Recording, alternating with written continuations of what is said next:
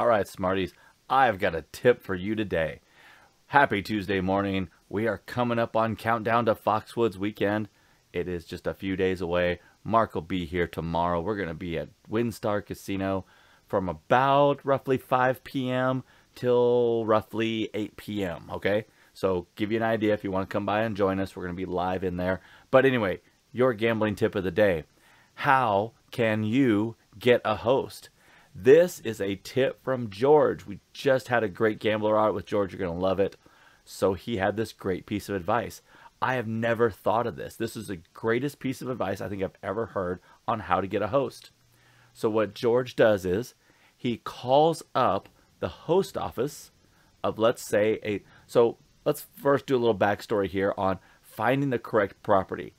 If you don't already have a host, then aim for the property you play at the most. So if you play the most at Park MGM, which is a great casino to go at, sort of the lower tier properties, but even if you play at other properties, call the properties like Luxor, Excalibur, Park MGM, New York, not the high-end properties, not the premier properties like Aria and Bellagio.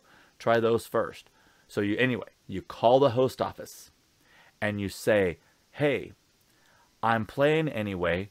Would you take me on as a client? I'm playing all this money and I just want someone to get credit for it. And I know you guys get paid on my losses. So I just want to get you credit for it.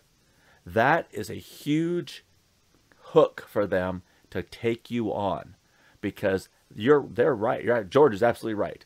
You are wasting money that's not going to anyone and it might as well go into their pocket. So you're sort of a two-prong attack.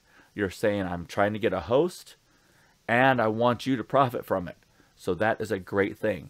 Will it work? I don't know. Give it a try. The worst they can say is no.